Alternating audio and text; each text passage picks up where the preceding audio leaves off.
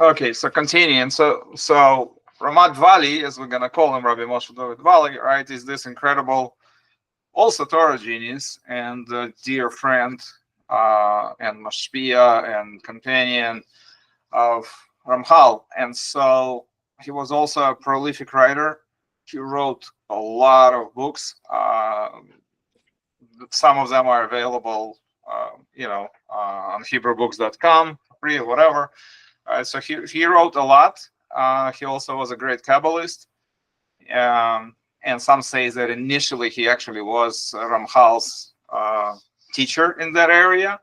And then, of course, Ramchal surpassed him, as I mentioned.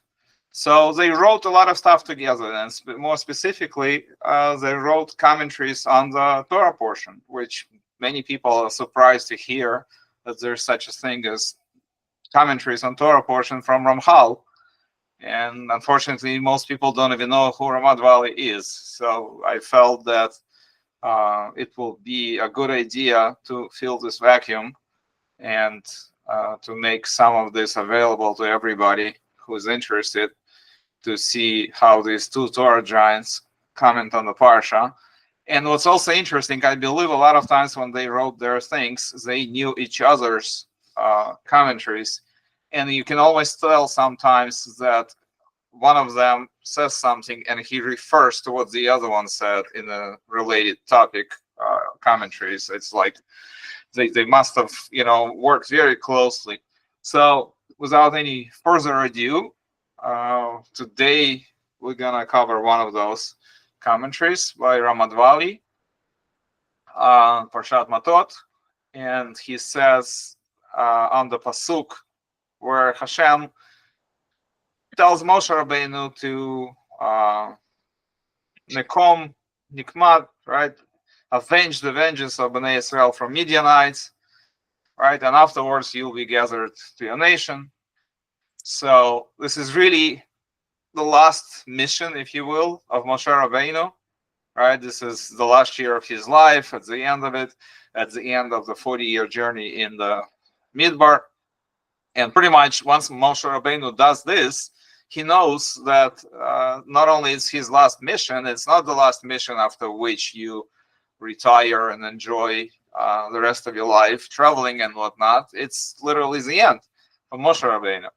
So Hashem gives this command to Moshe Rabbeinu, and the question Ramad Vali asks on this, he says, why was avenging the vengeance of Bnei Israel from Midianites the final mission that Hashem wished for Moshe to accomplish in his lifetime? Why specifically this mission? So, as you remember, I'm sure, what is the first thing we know about Moshe Rabbeinu after he becomes a young adult, right? Moshe Rabbeinu celebrates his bar mitzvah at the palace with Pharaoh, right? I'm joking, of course. And then he goes out to see the world, and then he sees an Egyptian beating up the Jew, and he does what any sensible person should do in this case, right? He takes care of the situation. Yeah. The way it should be taken care of. And so the first mission of Moshe Rabbeinu was basically to stand in the way of injustice of some, vicious anti-Semite who was beating up the Jew, and it was pretty obvious that it was probably going to kill him, right? And that was the first thing that we know that Moshe actively did in the Torah, right? So he says that since the first act of Moshe Rabbeinu that we know in his life could be viewed as the beginning of his career of the leader of the Jewish people, because for sure when Moshe Rabbeinu did that and Hashem observed that happening, Hashem said, well, clearly this person cannot tolerate injustice. He clearly cares a lot about Jewish people, because Moshe Rabbeinu was the favorite grandchild of Pharaoh. Pharaoh was grooming him to be his replacement, bypassing his own son. right? And he could have a great life. He didn't need to do any of this. He didn't need to fight for the Jewish people. He could have an amazing life, be the next pharaoh, in charge of the greatest super empires that ever existed, right? But instead, he puts all of that in jeopardy, right? To the point where he has to flee and, lose all this comfortable life because he cannot take the fact that the Jewish people are being offended. And so that's the first act of Moshe Rabbeinu. If I can began his career. If I can interject something here which comes to mind, if it's okay, it's not an indiscriminate act of vengeance or impetuous like anger. Oh, he's beating this guy, I'm angry with him. It says that he looked this way and that, right? We learned that he looked to the past to see if he came from any yichus, and he looked to the future to see if he will become someone, and he did not do this killing indiscriminately. He made an evaluation on the spot. Right? Of course, right. Yeah, so it was very weighed and measured. It wasn't some emotional, aggressive or whatever. It was calculated precisely. So he says Ramad Vali that it was Hashem's wish that Moshe would end his life with the same self-sacrifice with which he started his, adult life, right? And to allow Moshe Rabbeinu to merit the reward for that self-sacrifice, right? Because for self-sacrifice that Moshe Rabbeinu was an example of throughout his entire life, right? So he was putting his life on the line for the sake of the Jewish people, somebody he didn't know before, never saw them in his life, and Hashem wanted to give him the schus to end the life in the same exact fashion, because there is a big value in action when you do it from beginning to end, right?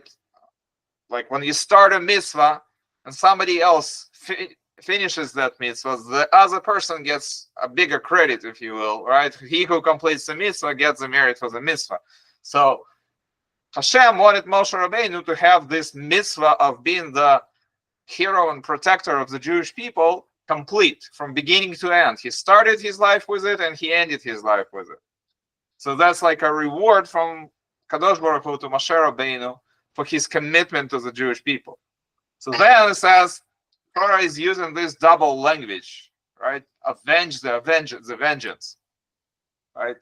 As if Moshe was told that, look, just like you took the vengeance on the Egyptian, on the Misri back then, as we just mentioned, so now take the vengeance on the other enemies of the Jewish people, on the Midian, right? So he says, you can see it in the language of the pasuk, the hint to the idea that the first incident and the last mission are connected together.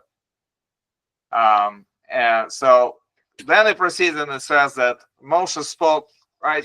The pasuk number 3 says Moshe spoke to the nation, and he tells them that Hashem said, we need to choose people for this war against Midian, right? To place the vengeance of Hashem in Midian. So, right, so Bnei Israel, right, to succeed in this war against Midian, which was a country with a regular army, I presume, who were on their home turf, right? You always have an advantage when you're on your home territory with your knowledge of the land, of the lay of the land, with your infrastructure in place, and they're not being caught by surprise. Right, no, it's a conflict that was unfolding, and they were getting ready for this conflict with Bnei Israel. So usually, right, at least now they say that in a war like this, those that are on a defense in a prepared fashion and in a much stronger position than those that are on an offense. Usually, offense army loses a lot more soldiers than the defense army, right? Yes. So Hashem says you need to choose a certain amount of people for this conflict with Midian, right? And he says it's important that it won't be just any random people that just got drafted into the army. It must be righteous soldiers that have this close connection to Shekhinah, right? And therefore they're worthy of having Hashem's presence, Hashem's Shekhinah rest on them, right? So it's not just any army. It's supposed to be an army, a specific group of people that will go into the battle with Shekhinah all protecting them and giving them Hatzlacha. Right? That's why he says, it says in the pasuk, Achaltzu, and it says Anashim, right? Because the word Achaltzu, it means that you choose him from among many, right? But the word Anashim means like Hashuv people, special people, right? Not just random people, right? So in other words, take the whole Bnei Israel and choose a very special group of very good, righteous people for this special military operation against Midian. Yeah, like the As Israeli army. things Israeli like army have special units. They have very special units to go into certain conflicts. It's right. So it says that the way it says to wage the war of Midian, it says al Midian, right? And we normally translate this as you wage the war against Midian. That's the most simple way to translate this into English. That it would sound normal, right? But it says literally, if you translate it, all usually is the number one meaning of the word all in this context is above, not against, right? So he says, so if you translate it verbatim, in this case, al Midian means above Midian, right? So he says this is a hint, an allusion to the fact that these people, right, they were elevated spiritually. Their status was so high that it was giving them extra strength, extra power over Midian. The fact that they were such elevated people spiritually already placed them on a level above Midian. And he says that that's really already the recipe for success, right? Because we know this from the story of Yaakov fighting the Malach of Esav, right? Or Yaakov meeting up with his brother Esav after 20 plus years, when Esav goes towards him with his special forces, and before when they parted, Esav's wish was to kill Yaakov, right?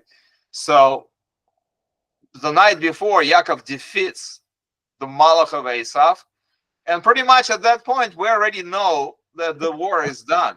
If you defeat the Malach of a nation or whatever group, it's a given fact that then you're already going to be successful against the people of the group themselves, because the Malach is the spiritual root of that nation, group, person, whatever it may be.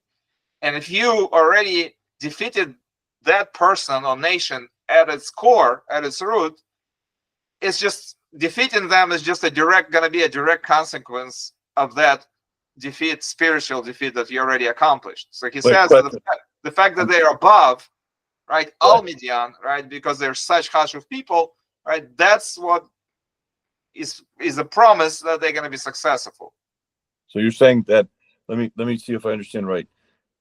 Just a moment ago you were saying, I understand the part about the special forces, the Israeli special forces. I understand that.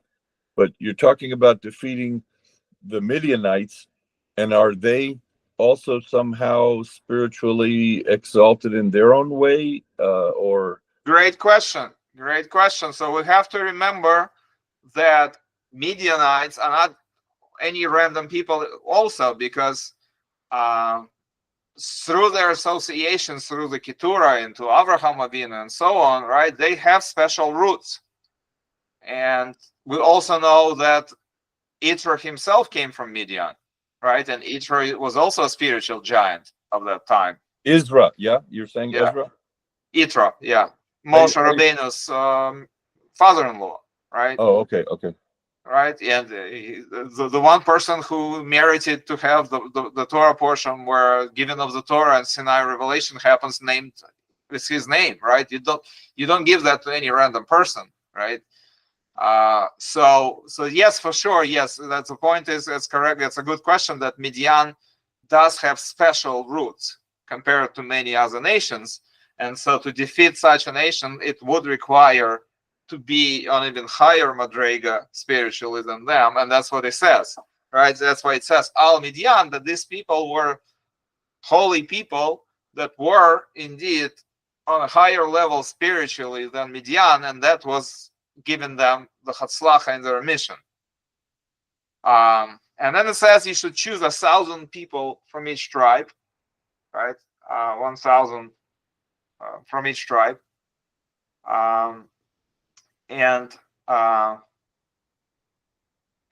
Which is obviously not a random choice.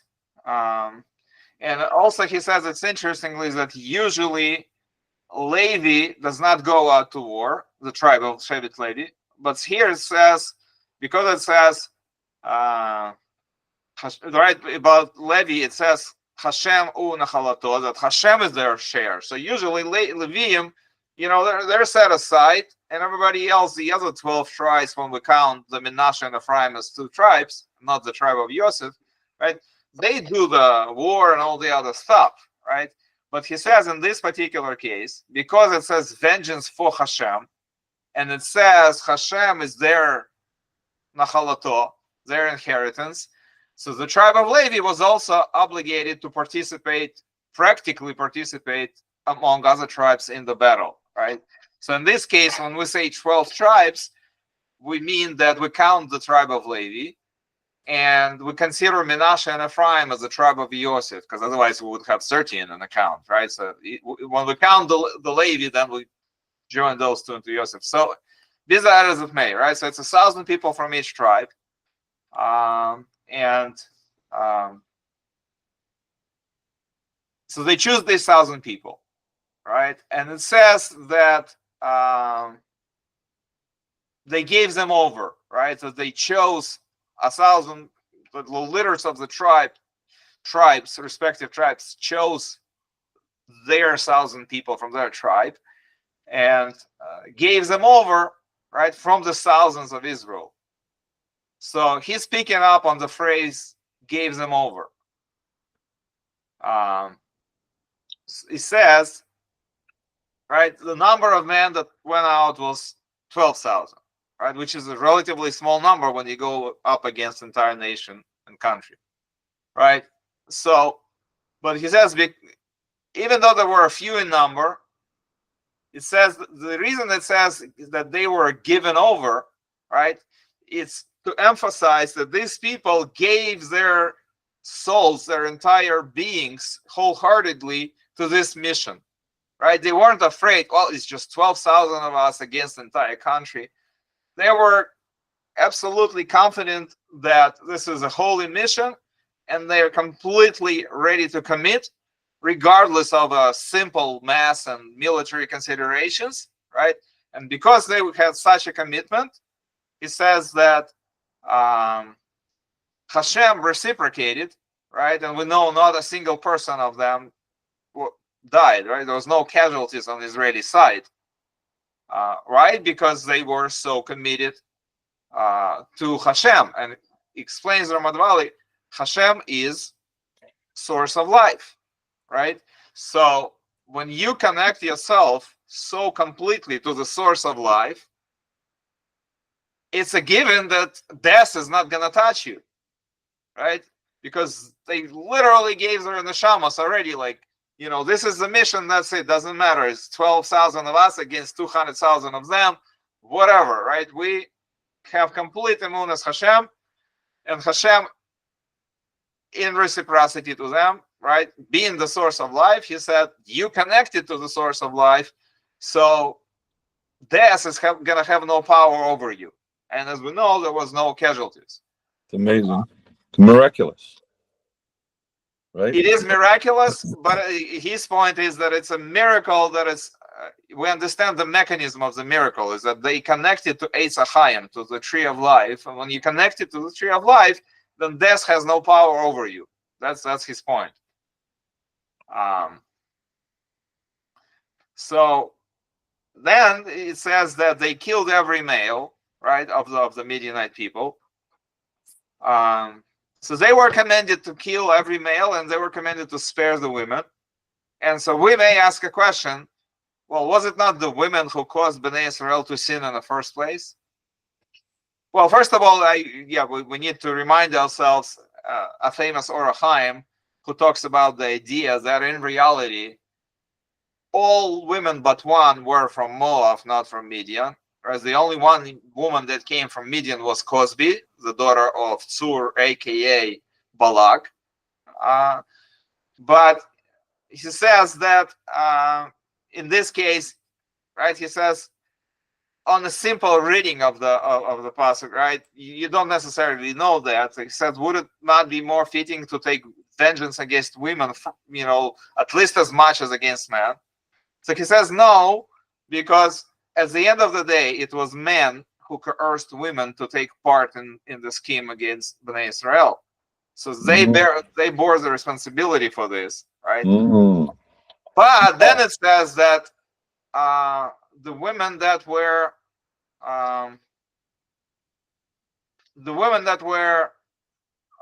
already, like, let's say, married women that knew as a man, right? Those they did execute. So he says, why? What's the difference between women that were with as a man and women that weren't? Why do you execute these group and you let live the other group, right? So explains it like this, right?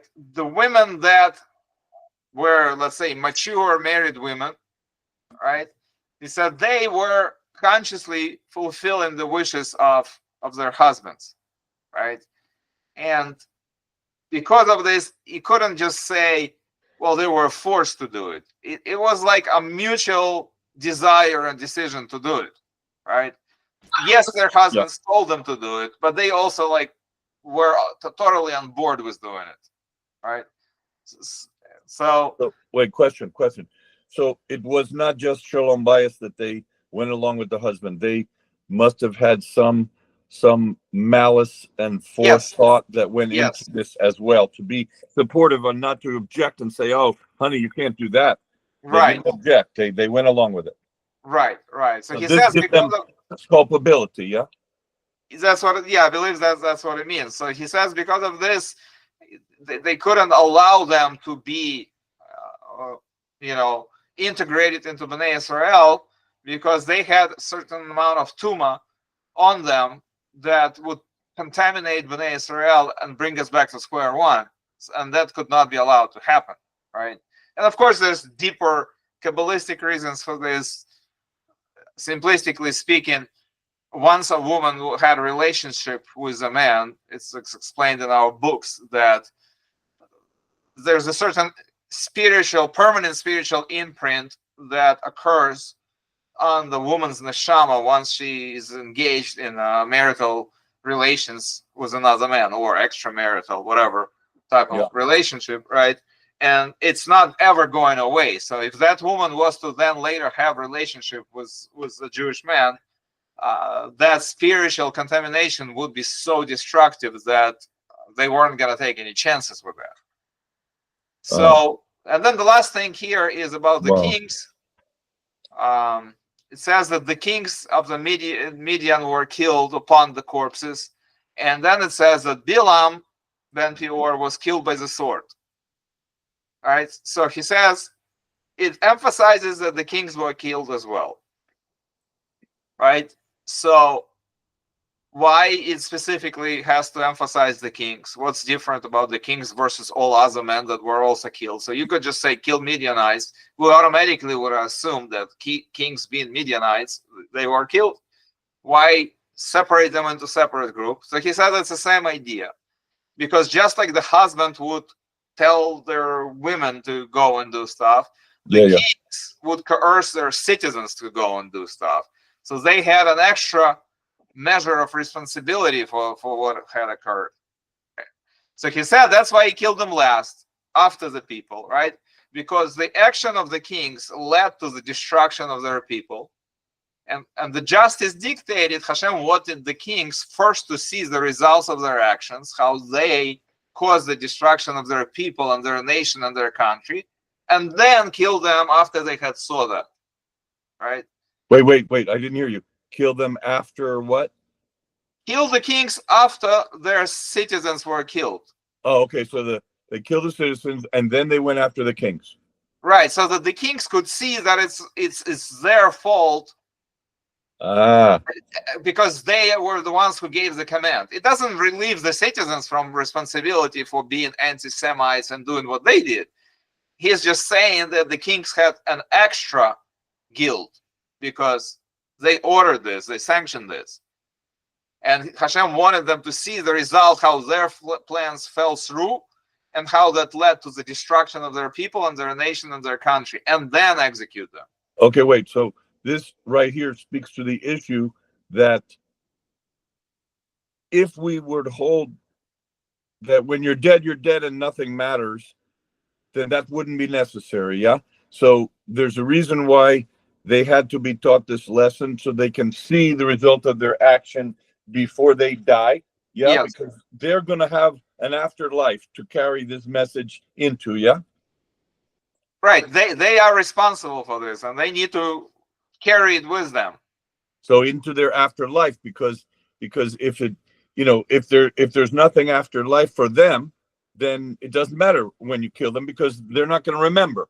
So you're doing this now in this sequence because they're taking some guilt with them beyond the grave. Yeah, that is correct. Yeah, that is correct. Okay, I was and so the last idea, we're going to conclude with this, is the pasuk emphasizes for some reason the method how Bilam was killed, and it says he was killed by the sword, right?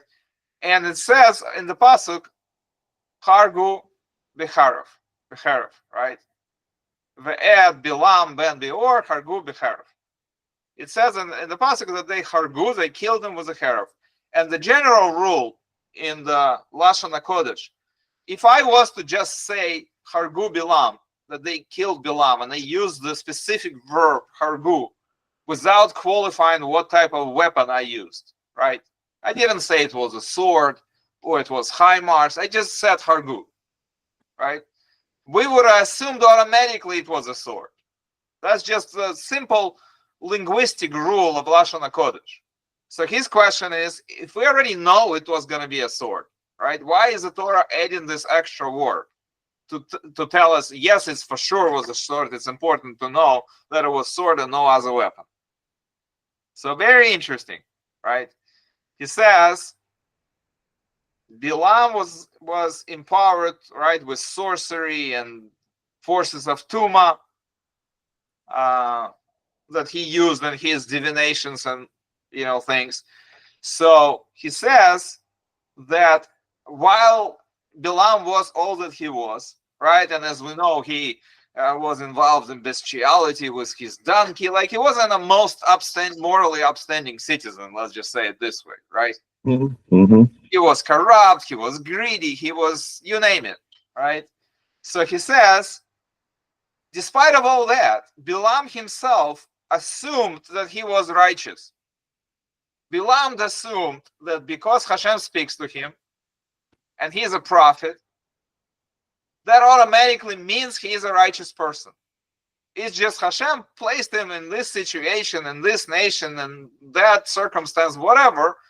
But despite of everything, right? And we see this a lot of times. You see these horrible people, dictators, whatever, leaders of terrorist organizations, extreme progressive liberals, whatever. Like you see these horrible, horrible people that are menace to the humanity, right?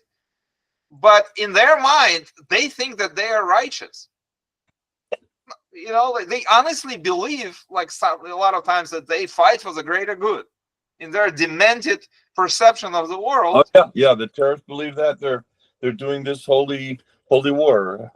Right, like probably it's safe to assume that Mr. Ayatollah, right, considers himself a holy guy, and he's fighting a righteous war, where in reality he's just a person whose hands are full of just blood of terror victims and all the horrible things that he instigated and put in motion around the planet.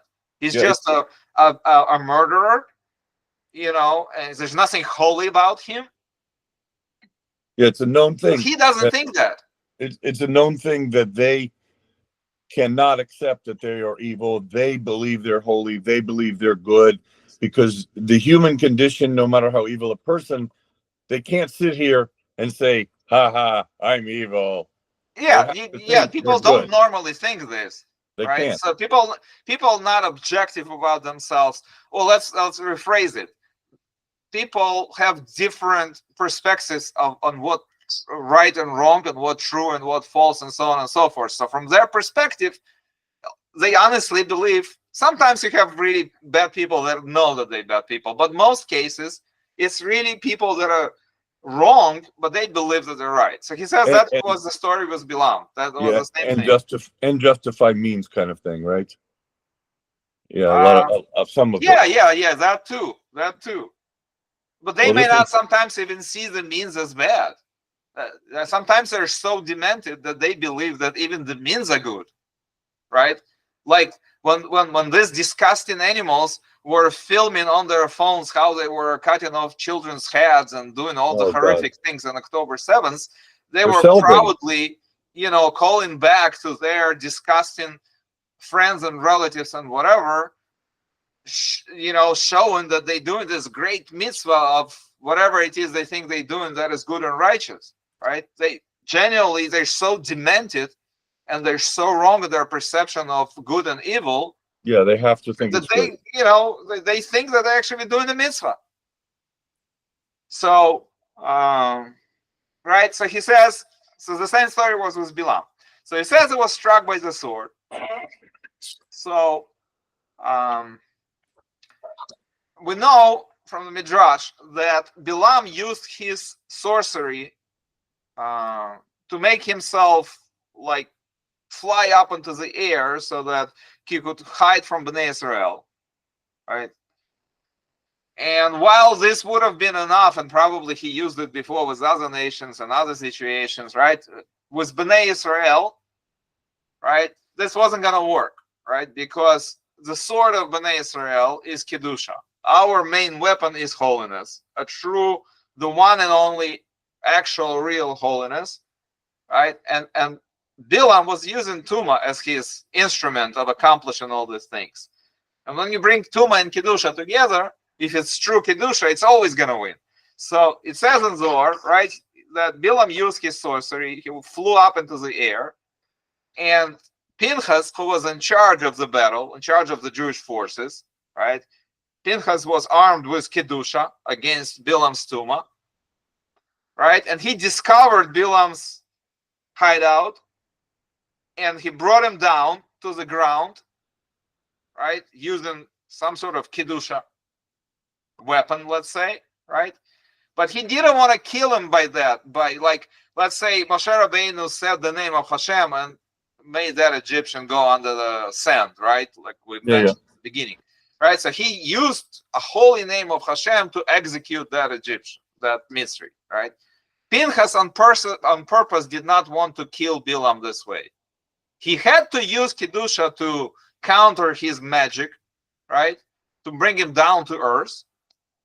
But he wanted to specifically kill him in a normal, regular, physical way, not use Kedusha to kill him, right? Because it would be, in a way, first of all, an insult to Kedusha to be used to kill the Rasha. Wow. Second of all, it would be a big kavod to Bilam to be killed this way. And Pinchas felt that I am not gonna dirty the name of Hashem to kill this person, right? I'll just kill him with normal, regular physical sword because he doesn't deserve better, right? He did not deserve to be killed in some special holy way. That's deserved for special people, right? Wow. Bilam, he says here, he wanted to specifically, yes, I have to use special means to bring him down so I can face him on a distance where we can engage in direct battle, right? But they on purpose want to kill him with a sword so that he doesn't get the merit of being killed in a special holy way. That's reserved for special people. Wow. Not for you, Bilam. And so right? The way he says it, Ramad Vali said that he did not want to imbue Bilam with Kedusha at his moment of death, right? Because if the Kedusha was the instrument of his execution, right, it would have kind of like merged with him at that moment. And he was like, no, you're not getting this. You don't deserve this. Fascinating. And Wow. I guess with this, we will conclude our Yes, thank you. I really enjoyed this. It's getting my mind going, now I want to learn some more stuff, and looking forward to next week very much. Thank All right, you. we'll be in touch. Okay, have a good Shabbos. Good Shabbos. Bye-bye. Okay, bye.